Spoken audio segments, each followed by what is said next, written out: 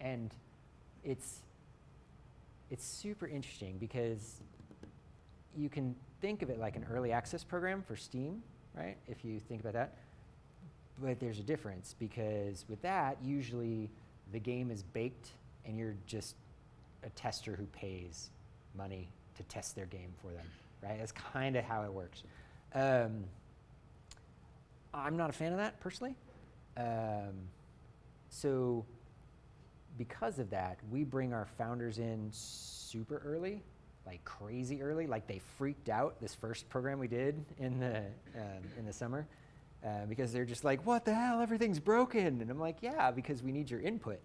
And so if you want input from your early founders, you have to also schedule it early enough to where you can actually act upon their input, right? Which is why season 1 is coming out late, which is why we had season 0, which is why we had that season 0 program. They were the ones that were like, oh, this sort of deterministic gameplay is a little too rote, right? It's kind of boring. And so we're like, well, shit, rip that up, and we implemented this cool card system that I'm going to show you, based on their feedback, right? It wasn't in the plans, and so like it's on the one hand, you come in and it's super early and there are rough edges everywhere. Half the shit doesn't work. Like, but I will ask you to focus on specific pieces and help us make this fun. Like it's very contributory. And so I have a list of people who we should actually skip. Yeah. So we have a list of people. We have a discourse site for specifically our founders, and in this it's like a forum basically, and we've got all of these threads where they can give feedback on design, feedback on. I held contests for them to create the coolest whatever, the cool cards and stuff, and so it was this super collaborative thing. And so we've got all this cool information. All these people who are helping us in here, they're going to get, their names on the credit page, right? They are contributors to our game. Like these guys, they're not game developers. They're just like super enthusiasts in our community. And what that does is it makes our team bigger, and we can get more feedback, and we can do more testing. We can get more like ideas in there, and lots of this, because these guys are all super smart and they're all super crypto. Like it's super cool. So here's the funny boss. He wants to rent it out actually too. Like, so, because we're gonna make it so that you can play the boss, but since there's only one, like you're the only one when we get to PvP, right? Like you're the only one who can have it because you're, right? And so he wants to rent it out. It's another funny thing he wants to do. Well, how can you explain how asset rental would work? Because if you're allowing someone in a game to use the item, if there's no multi-sig there, like how do you know you're gonna get it back, right? That's the thing that I would be worried about. Like if you give somebody something, they're like, okay, I'm ready to have it back now. We only agreed to 2 days. That's a question for my nerdy contract guys. Yeah. I was just told that they can do it, so. I'd be curious about the mechanics. Indeed. I suspect it's something, like in Decentraland we had rentals and mortgages and lots of stuff like that, collateral. So I don't write contracts. I'm the last guy. So I've been writing code forever, right? I've shipped stuff in everything from like Lingo back in Shockwave all the way up to like Go, right? I ported a bunch of Java to Go. Like, so I've written lots of code. I will not write like contract code because that terrifies me. Like completely. I'm that guy who goes in and changes it, refresh, damn. Change, refresh, damn. I'd be like, whatever. Like, yeah. You don't want me writing code. Anyway, so point is, I don't write the contract code. I let the smart guys do that. As part of our founders, so rewinding a little, when you're a founder, you get special access to stuff. So this week, we've got, actually this week exactly, until Saturday, we've got special assets for the season 1 guys that they're the only people that can come in and buy these, right? So you have to have a founder's key to come get these things. And these are all these fun sets of armor, basically is what they are for the game. And they come in pieces, all their arms and legs, chest, head, all that stuff. So they can come in and basically participate in what we're calling the founders loadout. It's, you know, you buy crates of stuff and they come in all rarities and legendaries and commons, like all the things. But this week is only for founders. So this stuff is never going to get minted again after Saturday, right?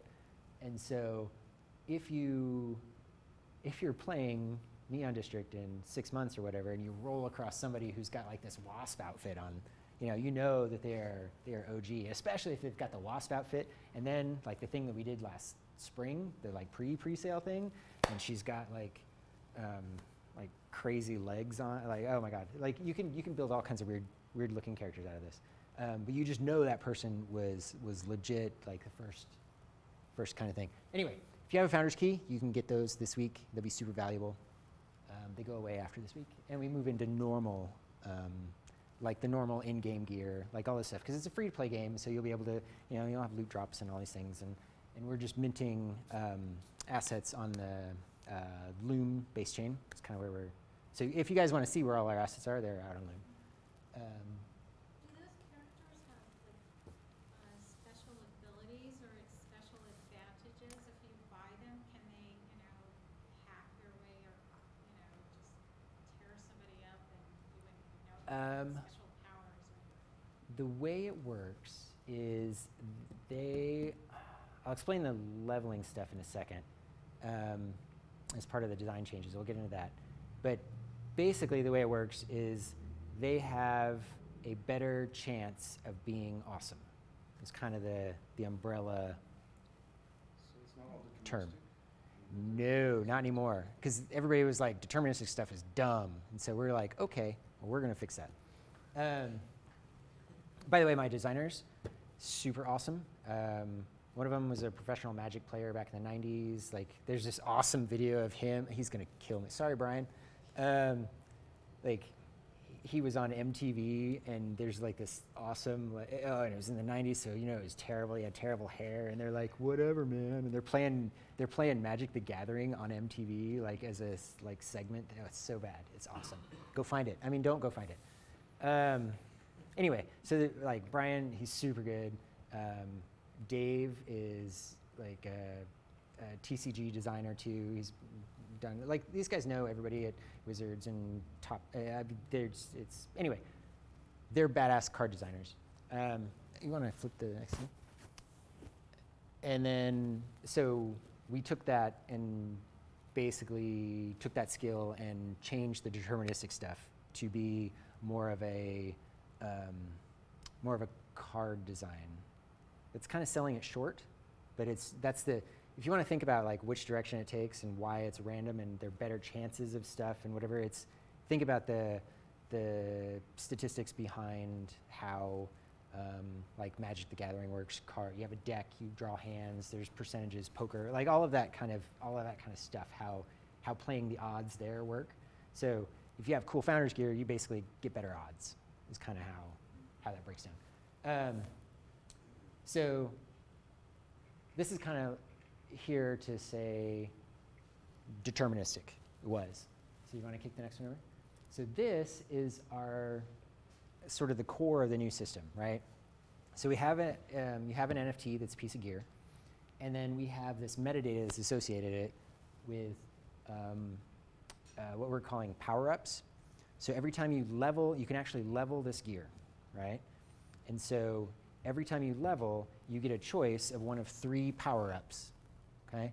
So it could be, that top one is a handful of stats, and these 2 here are sort of our cards. And those are pulled out of this giant table of choices.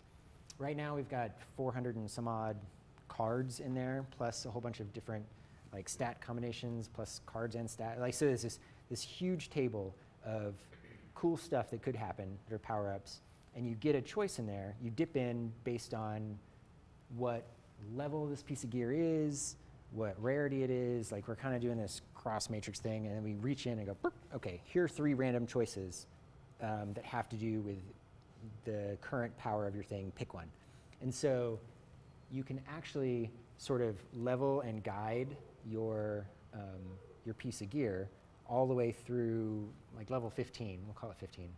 Right now we're capping it at 5, but when actually the game comes out, we'll be able to play all the way over there and level them up. So if you can imagine, you're getting a random draw from a limited set of cool stuff based on your current power level, okay?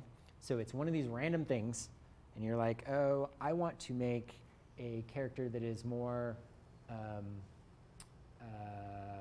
of a hacker kind of guy. And so I'm going to use, in this screen here, I'm going to take the hacking and nano stats instead of the I attack really big, right? So you can kind of guide how your piece of gear grows as you level it up. Does that make sense? You know what I mean? So you're leveling up the gear. You're leveling up the gear, the actual gear, because this piece of gear is an NFT.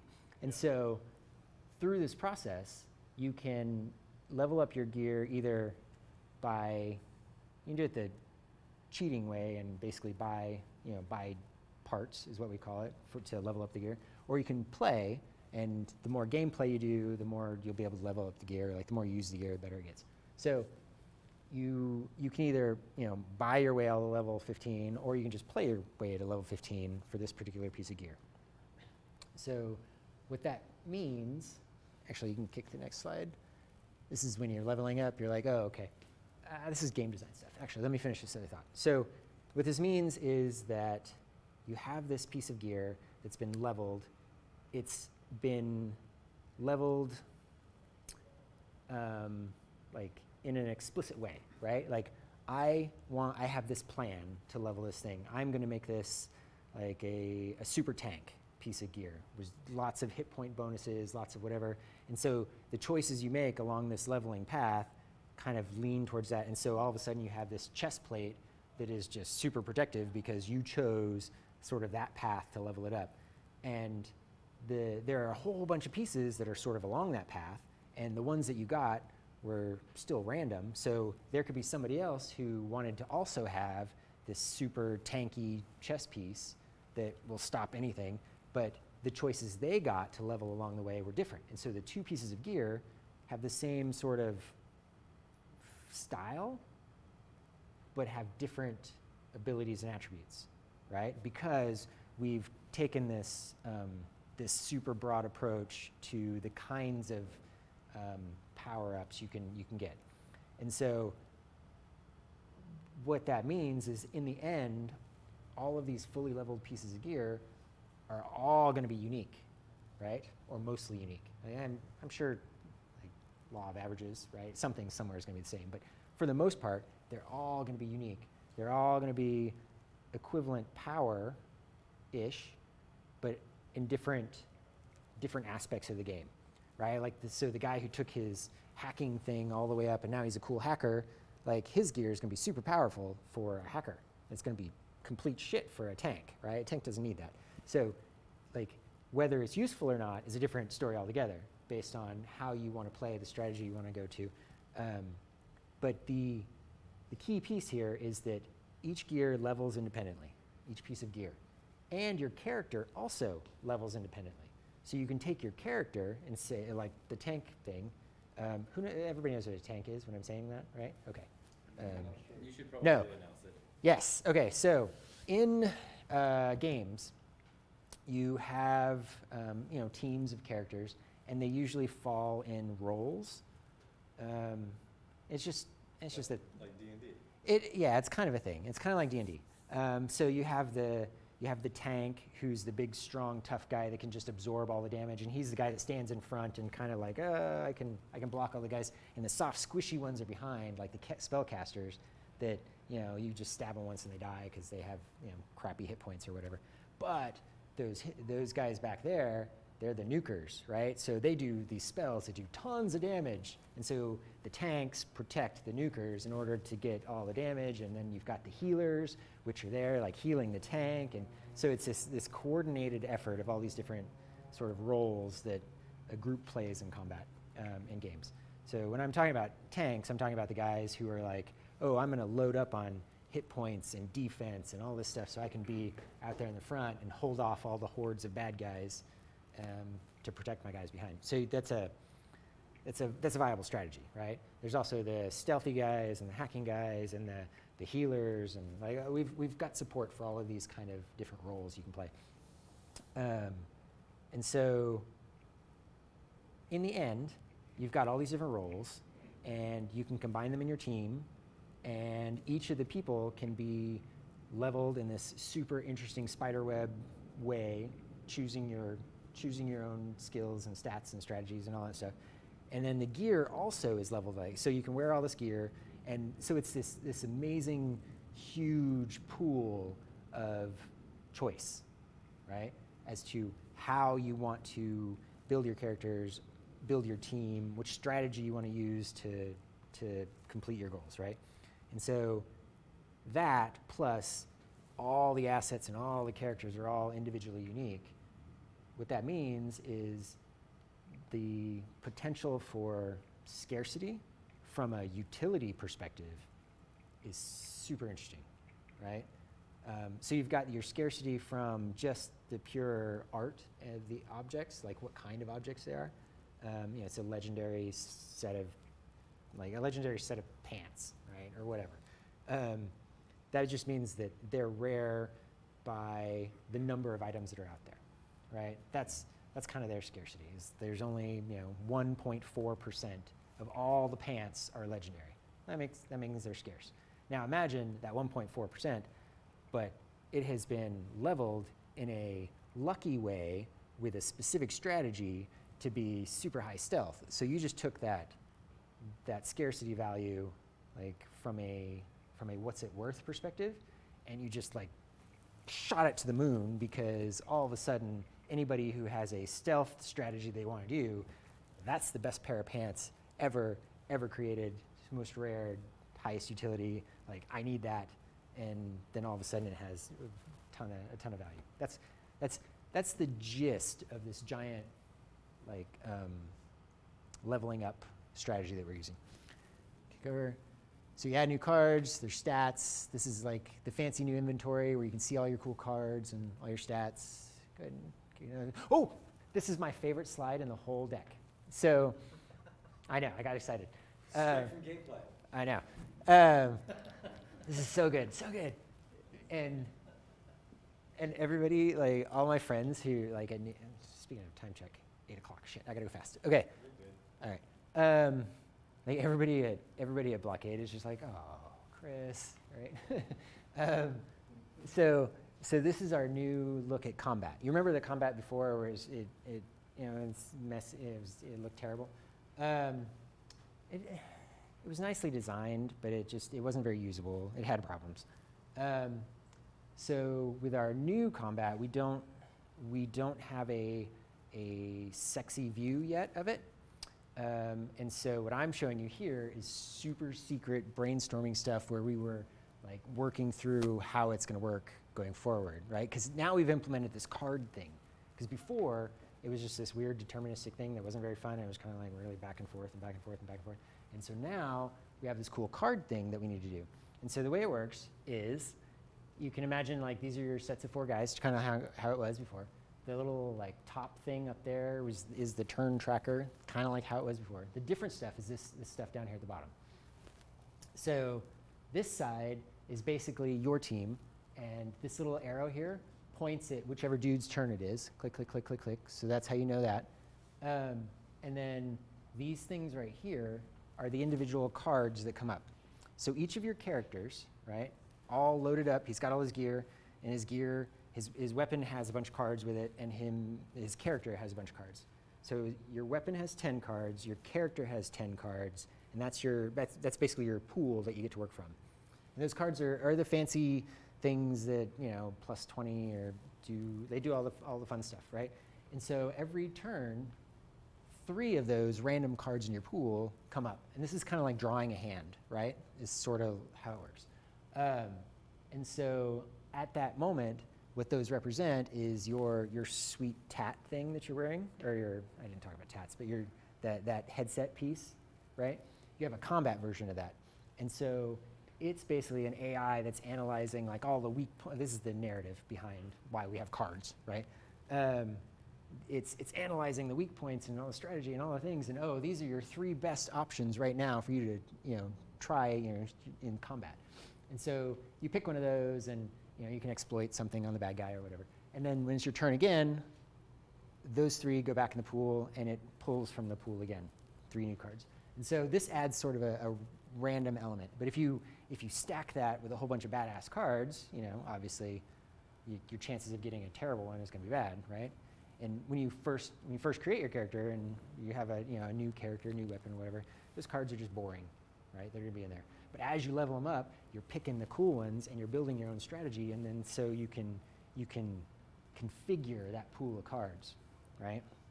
And then if you think about the odds, you pull 3, all 3, and then you shuffle them again and you pull 3 more. So, whatever the one combinatorial is, I'm terrible at math on camera. That's your chance of getting a new card. And then this over here is the bad guy one, right? So he's got a thing, and you can cycle this way, click, click, click, through left or right to, which bad guy do you want to attack. And this one right here is cycling up and down, which card do you want to play. So you can actually do it all keyboard style. If you guys, you didn't play the first one, did you? No. That was a huge thing, is everybody hated that you couldn't use the keyboard to do any of the stuff and whatever. Anyway, super fun. It's my favorite slide because it's all like hand-drawn and stuff. So as a blockchain game. I have a question about the cards. Yes, sir. You have a pool of cards in battle.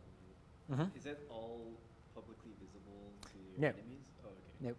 No, all that's going to be just your.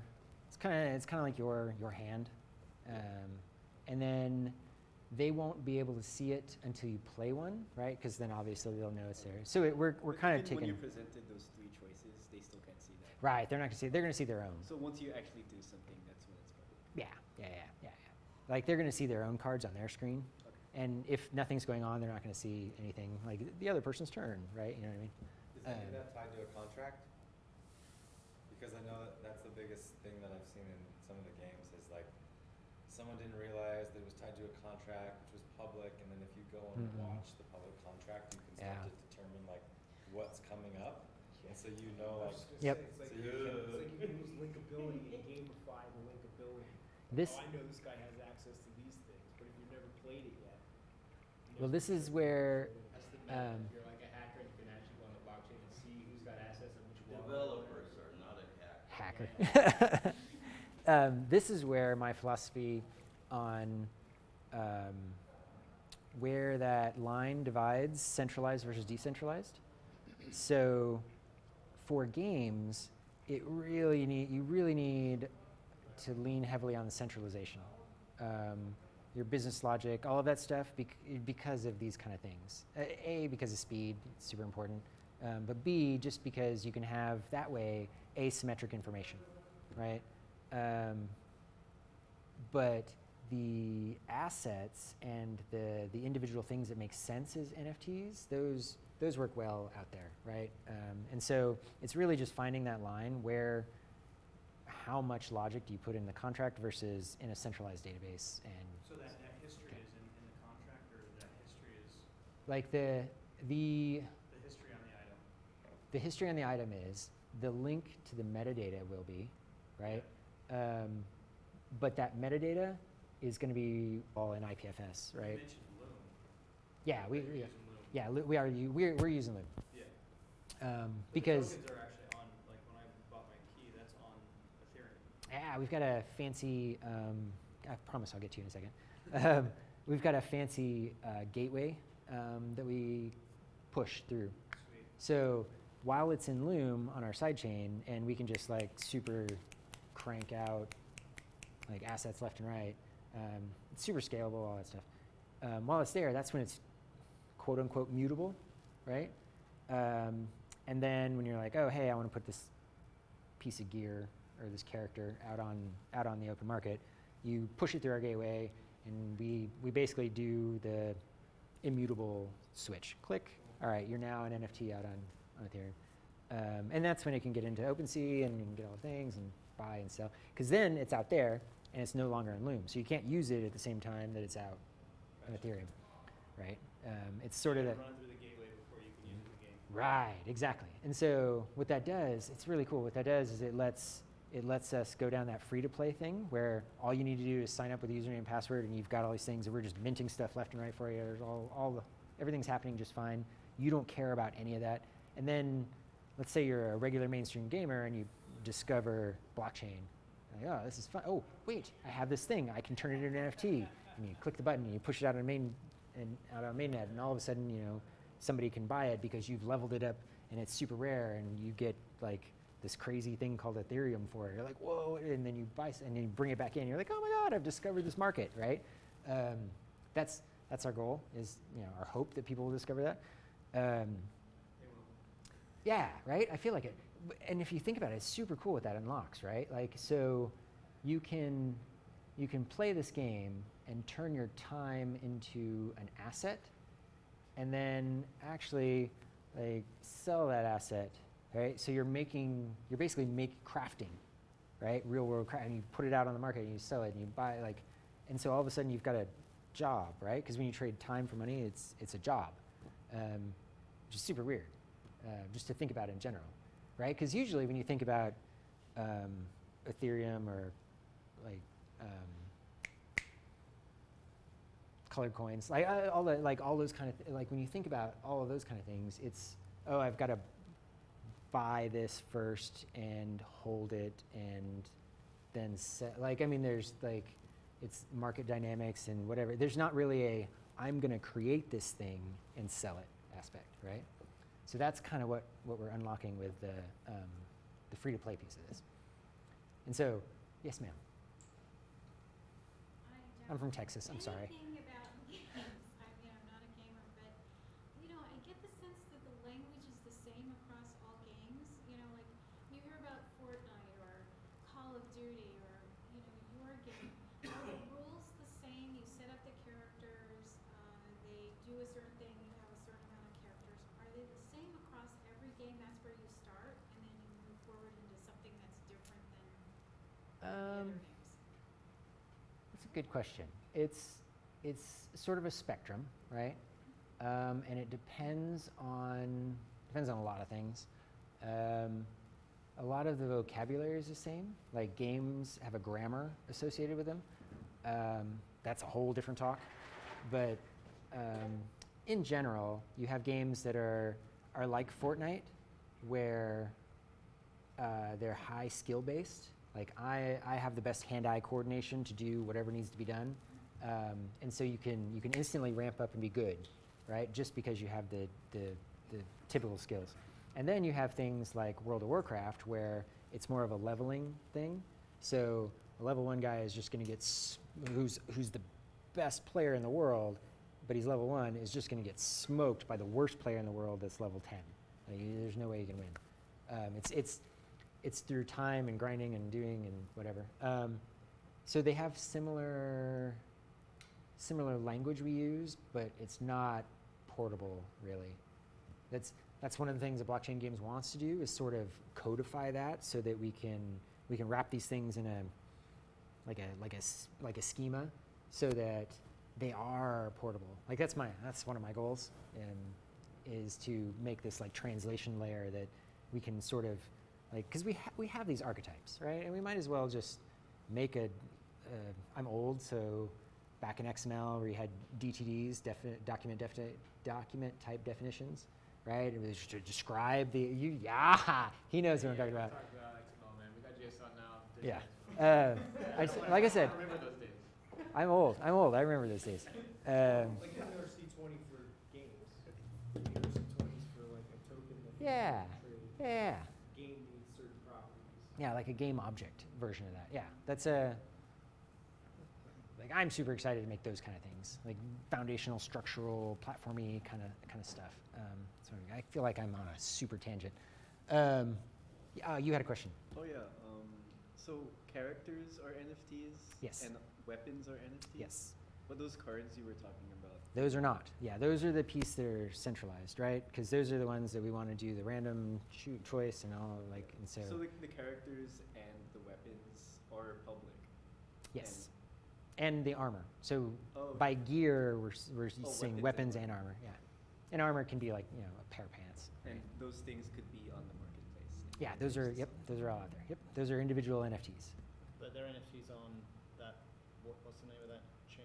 The Loom sidechain, yeah. Not Ethereum. So- Not initially, but you push them through the transfer, we call it the transfer gateway, Yeah. and it'll take that NFT and do some like bit flipping and put it out on Ethereum. So obviously there's a cost for that There's not a cost to into put it, Ethereum. there's not a cost to put it out. Let me rewind that. There's not a cost in gas for the player to put that out. We're going to be like, oh, hey, you want to put this out on the open market? It'll cost you like $1, right? And so there are transaction fees to speak of on the. On Loom, there's not, right? But to get it out to mainnet, obviously, you got to pay gas, all this. But we're covering that for the players so that they don't have to have a wallet. They don't need to discover any of this stuff. Like all of this Loom sidechain stuff, we have a custodial wallet on our back-end server that's basically handling all of this for them. So when the player is actually playing the game, it's all on Loom, Yes, and it's only using Ethereum when you're dealing with the NFT. in the selling marketplace, yeah, the marketplace piece of it. Yep. That way, we can keep a nice clean line between mutable and immutable, right? Is that gateway centralized? Actually, you guys are running it? The contract is on, would be, the contract. Yes, The contract is on Ethereum, it's and then Right, but they push it their on sidechain would respect that contract. right. So So and their sidechain's like semi-centralized probably. It's Yeah. approved authority and they decide who's the authority. So the answer is kind of, right? But you can see the contracts, and you can go and you can review them and all Is there that like stuff. an explorer for your sidechain? Not for ours in particular, but you can look at the base chain, the Loom base chain stuff, and see all that. Yeah, because it's all out there. Because we were doing a separate dev node like for the season 0 stuff, and we've basically ironed out a whole bunch of kinks, and now we're out on the base chain. Like so, the goal is to get as much of the stuff decentralized that makes sense to be decentralized, and that's one of the things that is good to push out there. All right, we gotta go. Making blockchain games. So this is a passion of mine, obviously. If you think about mainstream games, like traditional games, gamers are used to digital goods already, right? Everybody buys their little packs of skins, they buy their loot boxes, all of this thing. Like digital transactions everybody loves it. So we kind of have a head start from taking traditional, ords, what muggles, we want to call them, blockchain muggles. We've got a head start in taking these muggles and turning them into blockchain gamers, right? Because they kind of they're cool with the fact that things are digital. So that's good.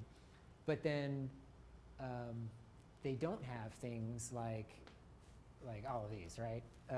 Where all the benefits of being a blockchain, right? We want to kind of merge all that. That's our goal. And that's why we have this free-to-play Loom, push through, transfer out to the market, and then back, and so we can support all the pieces of it. This is a big, dense slide for this late. So to sum it up, NFTs way cooler than ICOs, way cooler, right? Because they actually represent a unique thing, right? And it's not like it's very, it's speculation friendly, but it's also utility friendly. That's kind of the magic, right? Is that NFTs can have like these pieces of gear, right? Each piece of gear can have like all kinds of stats and stuff associated to it. Decentraland, their like land contracts have on your XY coordinate, and that's like your adjacency to whatever else is around. Like it has utility and uniqueness and cool stuff And it's just, yeah. NFTs are the bomb. This is probably a good slide for you guys. So traditional games, where you buy, you go and you pay $60 and you get a box and you put it in your computer and you play, right? Like, so that's the only $60 you're ever gonna pay, but you don't even know if you like the game because you gotta actually buy the game first before you can play it. Like, there's a lot of nuance here, but basically it's pay up front and then you can play for as long as you want, or you can play forever and you don't have to actually pay anything, which is weird when you think about it from a how do you make money in that perspective. And the answer there is that it's along the lines of trading time for value, right? So I'm old, I have kids, I don't have like acres of time. Like, they have tons of time. This is what they do. They love to play like video games or whatever. I don't have that kind of time. So I would rather spend a little money and short circuit a few of these less fun things to go do the fun parts that I want to do. That's effectively how free-to-play games make money.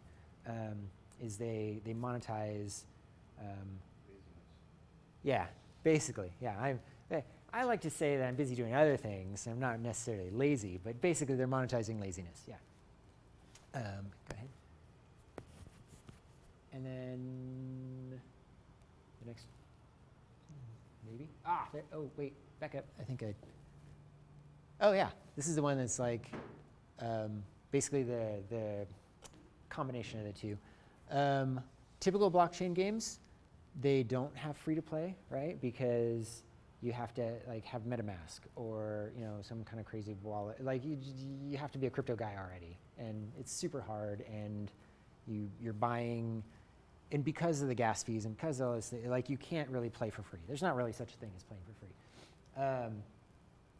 Tech constraints, like, you were saying earlier, we're a small group. Like, we are small. There's not very many of us. Even game players, like, there's only tens of thousands of blockchain gamers in the world, right? There's not very many.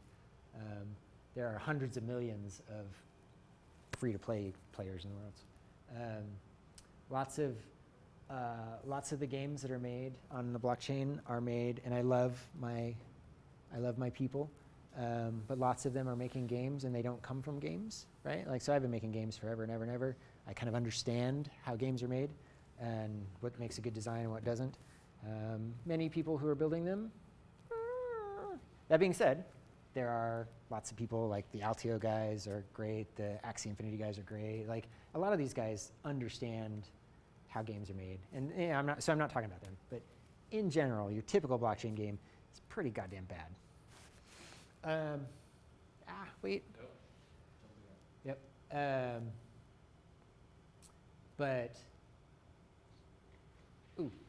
Anyway, yeah, free-to-play games, huge market, huge money, huge addressable everything. Like, if we can just enter that and make good games that are good, we unlock lots of money for whoever figures that out, but B, we onboard like a shit ton of people into blockchain, right? Like, the games are gonna be that beachhead, right? They are the Trojan horse that's gonna unlock this stuff. Because, like I was saying earlier, these kids already know, okay, I say kids. We already know, like, how digital goods work, right? We're comfortable with them. And so it's like this head start. All we need to do is just, get them through the door. And games is absolutely going to be the way that happens, because you're not going to do it with day traders, right? They're not, like, nobody understands that. I don't understand that. It's not going to happen. It's going to be games. What's the piece there about microtransactions with AA game veterans, AAA game veterans? Technically, I am a AAA game veteran because I've made AAA games before. Lots of people on my team are, but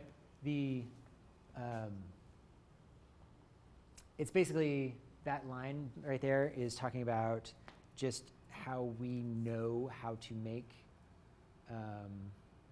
games, free-to-play games, right?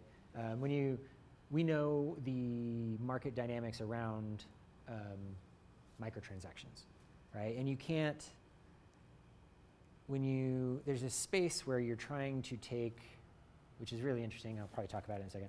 And we were trying to take this normal free-to-play microtransaction model and just like tack on blockchain and call it a day. That doesn't work. Stuff dies that way. You destroy. There's lots of there are dragons, right? You can't just do that. You have to actually understand the dynamics of both before you can kind of blend them together. And so that's kind of what that's speaking to a bit. So you say Blockade sells NFT, what does that mean? So Blockade Games, that's me. Oh, right on. Yeah. My company is Blockade Games. It was started by Marguerite, coin artist. But yes, that's my company. So we make all these NFT games. Yep. And second question, you showed a slide where there were 3 examples of one and 3 examples of the other type of game. Was it the previous? Oh, yeah. Yeah. So I must be way out of it because none of them are familiar to me. Yeah. It's okay. These are similar games to our game. That's why they're up there. So, these over here are like Darkest Dungeon is close in execution, but not necessarily design. XCOM is closer in design, but less close in execution. Banner Saga is close in art and execution-ish, right? I mean, these are just like call them comparables. And these are all PC type games. Yeah. Right? Mhm. With the graphics card and all. Yep. Chris, have you heard of them? None I of never these played things? these games. I heard of XCOM, but Okay. It's kind of wild. We are like assumed we know about this stuff, and turns out we don't. Wow. I've heard of the 3 on the left, and maybe Fire Emblem Heroes sounds familiar. I don't recognize the Dungeon Fighter and the Summoners War. you know, it's just crazy because it's so. Yeah, that number $12 billion. Yeah. Is that what that is? Well, I Yep. just looked it up. It's Yeah. free crap, man. Yeah. Yeah. So where are they making their money? Is it because people get on there, play, and then buy Yep. weapons and Yep.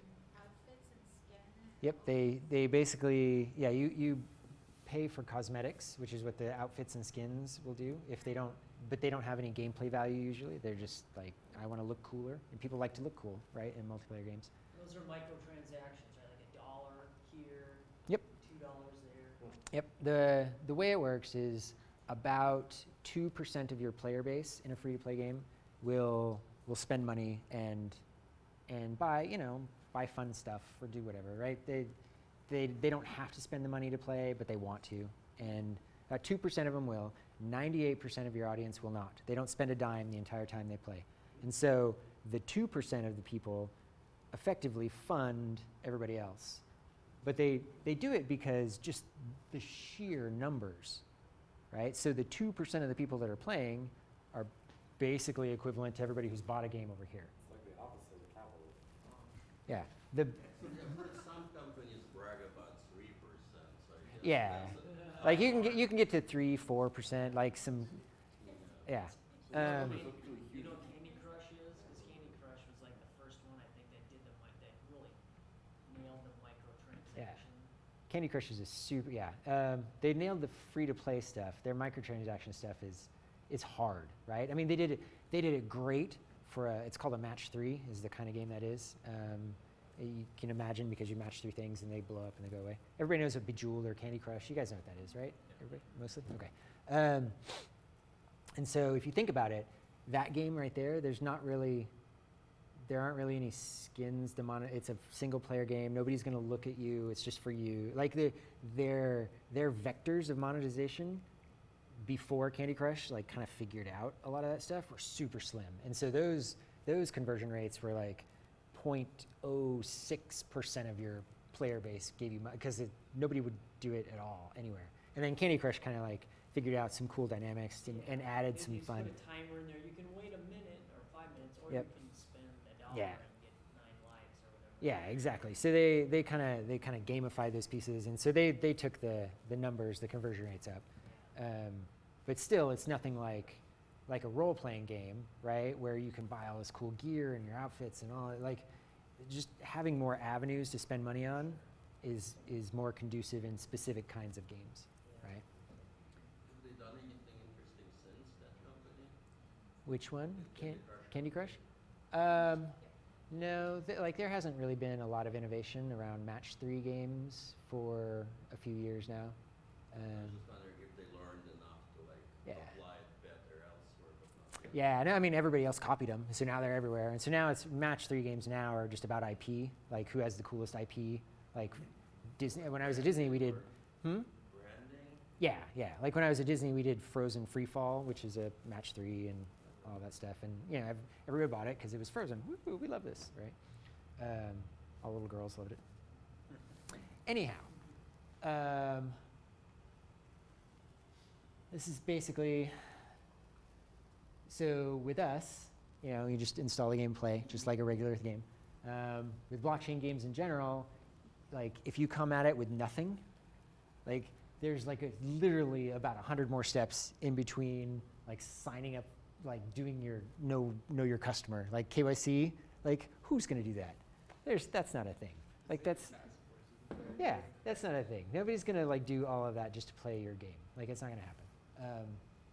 So we have this sweet onboard ramp that is just let's go, let's play, and we turn you into a blockchain gamer. And this is kind of like the revenue model that we're talking about. People buy stuff. Like they'll buy holiday items. Like we can sell like all of these fun limited edition things. We've got up there the consumables. Those are like how you level up your gear, that kind of stuff. This one right here is the super interesting one because normal free-to-play games don't have 3 for the marketplace, right? Yeah. I never played 3 because I didn't want to deal with any of that. Well, they put it in and they got rid of the auction house. Must have come out in the past 20 years, but I haven't seen it. Yes, that is correct. But it was a thing where they're like, oh, we have all these cool discrete items that we want to sell, like swords and armor and all this stuff. Woo, it sounds a lot like what I'm talking about, right? But the problem was that in their game, kind of how I was talking about, you can level things up, and like this thing over here is really good for stealth, but terrible for tanks. Like it's a matter of how you want to strategically put your stuff together. So everything is effectively equal powered. It's just how you want to use it. They're situationally powerful.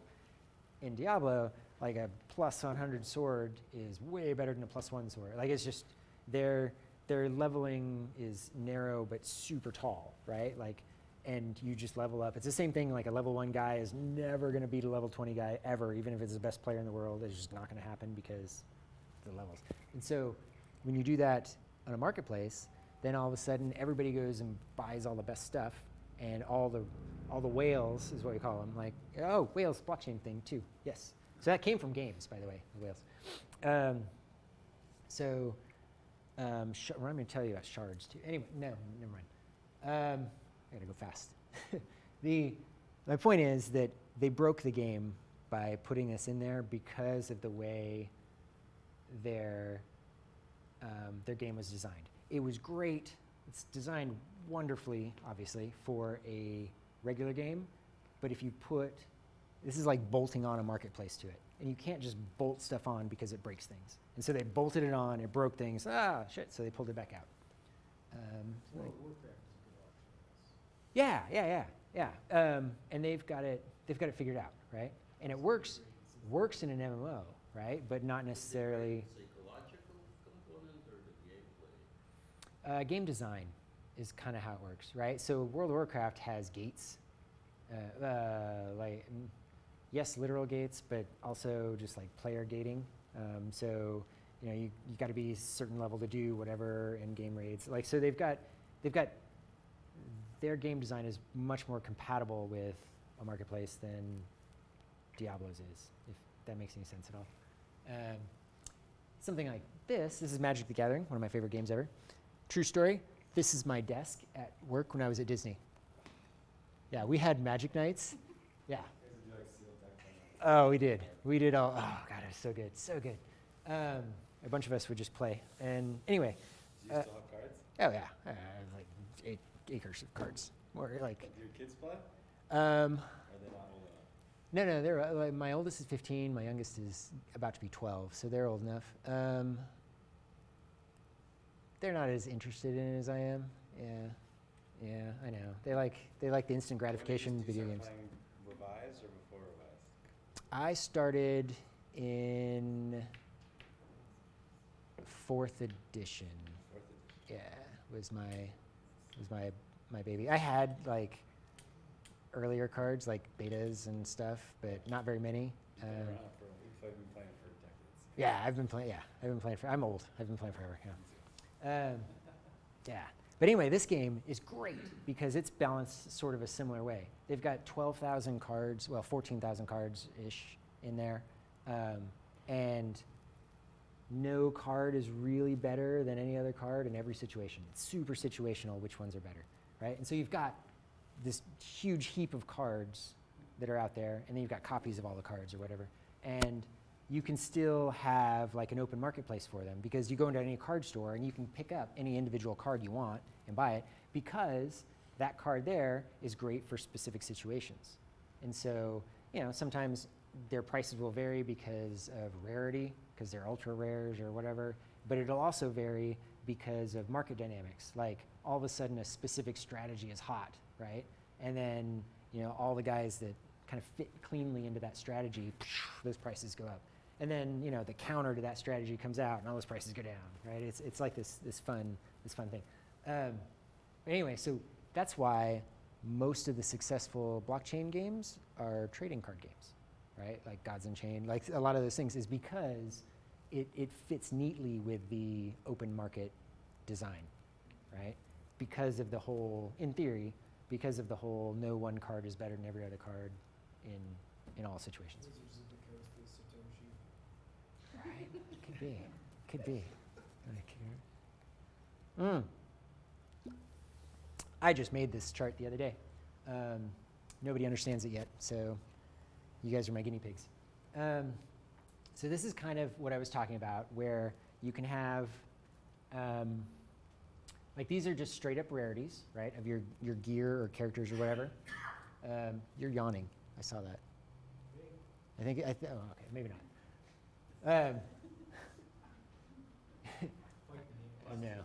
I know, right? Anyway, these are straight up rarities, and you know the cards themselves have utility, right? As level, think of them as level 1, like the super base level cards. So they have some utility because you can use them to beat people up and whatever. And then scarcity goes this way, right? Like so, obviously, common, uncommon, rare, ultra rare, legendary. So you know, the more scarce they are. But then when you start leveling them up, if you look, it just kind of goes like that way, right? And so you've got cards that are like, oh, this is a common, and he's leveled way up, but somebody did a terrible job leveling it, right? They didn't focus it or didn't it's a crappy strategy. You don't care about that. And then you've got the one that's like, ooh, I've been leveled up great, so I'm going to go this way. And way up there at the top, you've got the thing that's been leveled up awesome. It's a legendary, and it's got like a legendary season 0 skin applied to. It's like the Uber card is kind of or is what that is way up there, the Uber gear. So the interesting piece here, a couple things. One is that this guy right here is hilarious, right?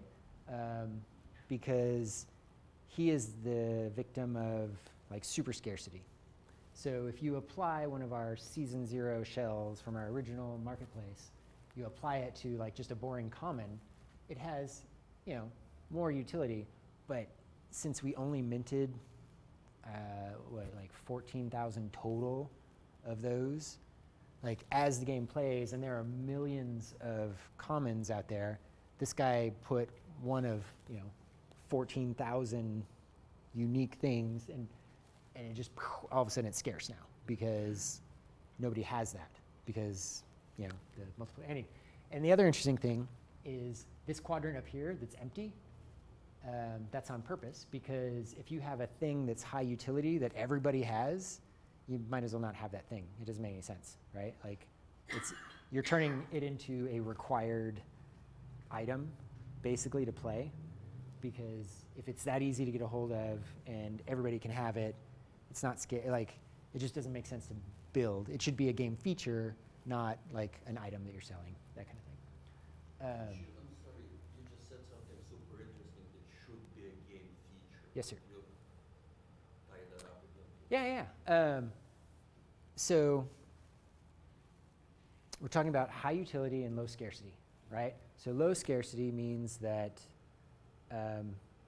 everybody could have it, right? Because it's super common, right? And if it has super high utility and it's super common, then you'd be crazy not to have it. Put a soul ring in there. Right, exactly. And so it's one of those things where, well, everybody is going to have it, which means that you're missing, you can't put like you can't fill all 20 of your cards up with cool stuff that you might need because you have to reserve a slot for this super high utility common thing that everybody has because the other person's going to have it, right? Like, and so if it's that kind of an effect that you're looking for, you might as well take that effect and build it in as a feature of the game. Like if we made an attack card that was just straight up attack, well, we might as well have a button that says attack because everybody's going to put attack in their deck, right? It just has to happen. And so that's Something it's consumable, basically. Something that you use. You still want to keep count of it, but yeah. I don't think it typically matters whether it's consumable or persistent, right? Like Like a driver's license. yeah, Drive on the roads or go on the that's water, exactly it. this item or thing. Yeah, like you need like you might as well make it a feature of society, right? Yeah. Yeah. All right, I'm gonna skip this over here. Oops. Uh-oh. Oh yeah, it flipped over. Sorry. And finally, oh thank God. Okay. I know, right? Like who put this thing together? For God's sake. So this is all our team, all my friends. We make cool stuff. These are all the places we've worked. Lots of fun game making places. You can kick it over. We're on Steam. You need to go put us on your wish list if you haven't done that already. Did it. Good man. And then that's me. Thank you very much. My name is Chris. Yay. Whew. Marathon. That was literally like an hour. Yeah, it was crazy. I guess we were talking the whole time, so it was a little different. Because I'm sure that's not. I know. It's it's fine. This, one thing coming in my mind throughout the whole talk was Ready Player One. Yes. I feel as though what you're building is a future where we're all going to be hooked into these things, and that's what we have to do because the world around us is going to shit. Yep. I'm super excited for that game. Right? The world that's going to shit. No, I'm not excited for the world going to shit, but I'm super excited to build that so that we can all play it. Right? I mean, hopefully. Is that you can't have a good Ready Player One without the world going to shit. Yeah, I think that's what he's. Well, yeah. at the beginning you said this was the structure of the game in the first place. That Yeah. there's this AI in the middle that's building everything, and everyone around it, which is Neon, is hacking the hell out of each other. Yep. Which reminds me of that movie Elysium. Oh yeah, there's a lot. Where Yeah. The transhumans are out there in space and have machines that can fix anything in your disease while you're fixed. But everyone on Earth is scrapping around basically killing each other. What was the other one? The 3D animated one, or it was a live action, but it had the 3D animated. Alita, Battle Angel. It was the same. Another. Right? I thought that was good. Everybody hated it. Yeah. Right. It was super good. Way better than I thought it was gonna be. Is it possible for someone to build a platform where, you know, like a black market, you know, video game weapons, like knives and, you know, guns and things like that, and put them on there and then, you know, people bid for them? Or do you get in trouble for doing that because you took somebody else's, you know, game, you took somebody else's weapons from their game?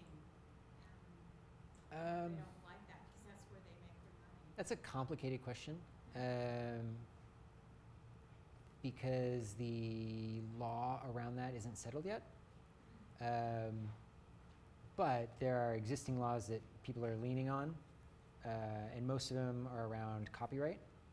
And so, it's a similar thing to where in a book you can put, Ready Player One is actually a great example. Great example. The difference between the book and the movie, right? So in the book, he lists every crazy 80s trope ever by name. Everything from Pac-Man, like everything, all the things, Joust, like all these things. You can mention them and talk about them in the book and cite them and everything in that. If you put a Joust logo in your book, you're going to get sued, right? That's why in the movie, the scope of the cool 80s stuff that they had is way reduced because they had to pay for each of those things to license all of that stuff to put the visuals in, right? Whereas in a book, you can just mention it and it's covered by fair use.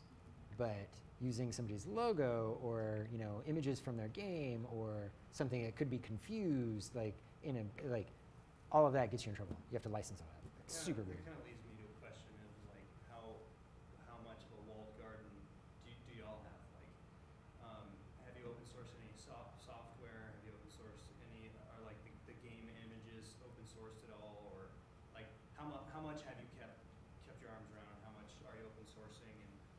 And what is the? I guess we saw some of the business model slides. Mm-hmm. We're kind of just about selling the. I mean, you own the contracts. Yeah. I guess that's the most important thing. Yeah, us as a company are very open source, right? And we're going to publish everything we can. Right now, it's just there's so much churn on it because we're actively developing all of it, so we haven't published anything. Like we've got a platform that we've put together that kind of powers this whole transfer gateway business that we've got going on, and our entire goal is to get everybody to use that, right? Like here, come use our cool platform. Help, like, go. Because we believe that if everybody is building all this stuff, we get faster to Ready Player One, faster to where we have a single schema for game objects that we can all share, and all of a sudden, these items, like, we're I don't know, we're weird like that. We're super open source. Have you guys thought about absorbing other NFTs and mapping their traits to, like, take CryptoKitties, right? Mm-hmm. Yep. Take all that market cap, bring it into your world by mapping. Yeah. Their rarities. We've got a bunch of things that because not everybody is as open. Like we're very much like take all our stuff and go play with it. Not everybody else is like that, and so we have a lot of side conversations about things around that we can do. But we're giving our stuff to anybody who wants it, right? Like so, Age of Rust. You know the Age of Rust guys? It's a blockchain game. It's super gorgeous. Like Chris is amazing. Another guy named Chris. We're all Chris's apparently. But they actually have one of our Neon District assets in there, right? In their game as a it's kind of funny. Like it's a bridge between the Cataclysm stuff and then where we take off, right? So we've kind of like organically found our little slots in the spectrum, the timeline, and so they're like Neon District stuff is actually in his game. Super cool. And then we've got the guy, the boss, and taking that around. Like it's super early days around all of that, and we all know each other. Like all of us blockchain gamers, developers, we all go to the same conferences. We all high five every time we're there. So it's just a matter of getting there, right? Building the tech, getting all the IP out. So one of the things that last slide in the quadrants of like leveling up items. Mm-hmm. What I was thinking about was, what happens if you're not pleased with the path that you take? Can you deconstruct your items and then rebuild if you wanted to, or is once you started out a path, there's an immutableness to it? Yeah. So the immutableness of your item is on purpose, with intention, right? And so if you start down this path, because that's what gives us our overall scarcity. So you start down the path and you're like, well, shit, this didn't work out how I wanted to. We are going to let you basically burn that item and turn it in for parts. It's not going to be a one-for-one, obviously, but I don't know how many parts we'd give you for it right now. Salvage. But you're basically salvaging it, yeah. So you can at least go, well, I've taken it down a path that's almost unusable. I Yeah. either have to sell it or And Okay. and that might be a path that's unusable for you, Right. but somebody else may have a strategy. They're like, oh my God, I'm looking for those, and you have like 3 of the cards that they love, and and they want it. Yeah. So it's going to be a lot of. I'm super interesting to figure out where the balance is between people who just like you're saying they're not happy with whatever it is and they sell it, or do they burn it for parts, for extra crafting materials, basically. I'm curious about the player onboarding. Yes, sir. You had that one slide about how other blockchain games you have to download MetaMask Uh-huh. and Coinbase, Yeah. do KYC or whatever. Yeah. So for this game, you just download it from Yeah. Steam and play Yep. it. Just like But any other game. players own NFTs, so don't they need an Ethereum wallet? No, because we've got all of the gameplay stuff is all in the Loom sidechain, right? And so for that, we've got a custodial wallet for them. Oh, okay. And so we've got our back-end servers where we just have a bunch of wallets basically hanging out. Okay, so the player, before they ever put it on like OpenSea or whatever, Mhm. it's on a custodial wallet. Yep. But it is on Ethereum? Loom. It's on It's Loom. on Loom. Yeah. And then we've got the gateway that we're going to Ethereum. We've got deals in the works right now to go to other chains also, but right now it's Ethereum. So if you want to participate in the marketplace, you eventually do have to get an Ethereum wallet as a player. Yeah, you will eventually. We will create one for you, right? And we're actually really close with the OpenSea guys, and so we've got plans around even making that easier, to where like it goes into a fancy, I'm gonna call it like a holding area. So the wallet doesn't, we lock it, but the wallet doesn't necessarily get created until the buyer wants it, and then we just take it and put it in the buyer's wallet, so the seller doesn't ever have to actually have a wallet, right? Like we're trying to figure So out. it's like the player is the only person that's allowed to ever touch that NFT once they claim it.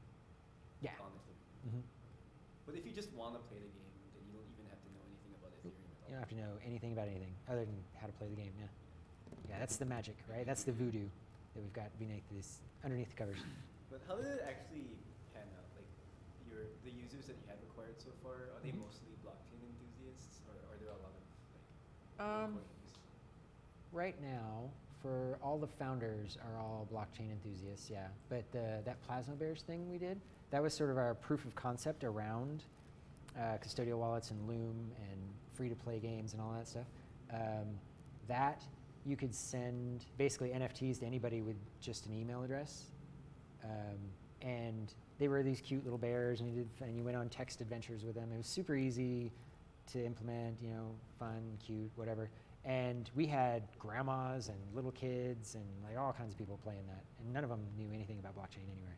But it was just a website you signed up for, and you could play and do your stuff and send bears to people that you liked. And beneath the covers, it's all, blockchain, and you push it through to mainnet. And if you go to like OpenSea, you can see all the Plasma Bears. You can buy them, sell them. That was our test case, right? And so we took all that tech and we're like, okay, let's wrap Neon District around it now. So So it's your fault it's over a terabyte of blockchain? it's what? The Ethereum blockchain is so big. Yeah. Well, when we did our founders sale, so this is why our contract now is super thin, right? When I was talking earlier, it's just the pointer to the metadata, all that stuff. Because our contract for the founder sale was a bit beefier, right? The one we did in April. And we actually ended up being like 75% of Ethereum transactions for a day or whatever. Like we nuked the whole thing. So you were mentioning custody.